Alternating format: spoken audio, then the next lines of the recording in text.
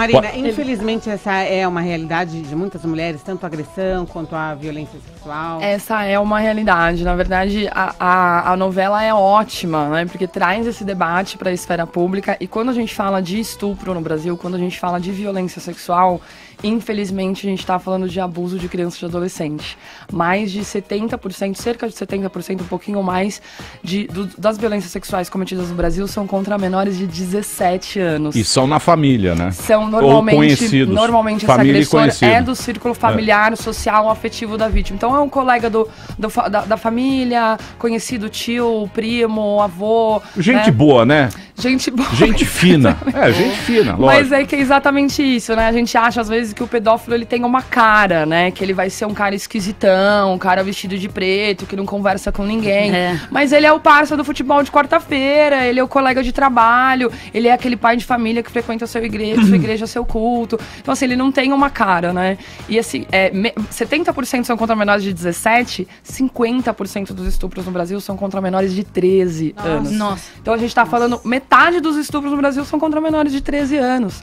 Então, é super importante falar sobre isso numa novela, porque, gente, vamos combinar, como você mesmo acabou de dizer, ninguém gosta de falar de pedofilia, né? É um assunto que causa nojo, asco, repulsa, mas a verdade é que antes de ser um crime, ela é uma doença, e a gente precisa falar da doença para enfrentar o crime. Então, a novela traz um benefício nesse sentido, porque quando uma criança que está sofrendo esse tipo de situação vê a novela, desperta ali um gatilho, e ela busca alguém para conversar, ou mesmo uma mulher que sofreu essa violência e tá na vida adulta, né? Óbvio que na vida real tem algumas diferenças ali, tá? Só para vocês terem uma noção, a vítima normalmente não participa do interrogatório do réu, exatamente porque é muito violento para a criança ouvir o cara para preservar o menor, né? Exatamente, né? Porque são coisas que você ouve que são realmente horrorosas, né? Eu lembro de uma audiência que a gente sempre comenta de um avô que abusava da neta, e ele fala na audiência, ela ficava passeando na sala de shortinho, esse cara abusava da neta dos 4 aos 8 anos. Ele fala isso na audiência, na cara do juiz, tá? Isso é uma audiência real. Não, ela ficava passeando na sala de shortinho, tava me provocando. Imagina pra uma mulher adulta, 20 anos depois da violência, que sofreu a vida inteira com isso, ouvir o próprio avô falando isso pra ela, né? Então a vítima não participa do interrogatório do réu.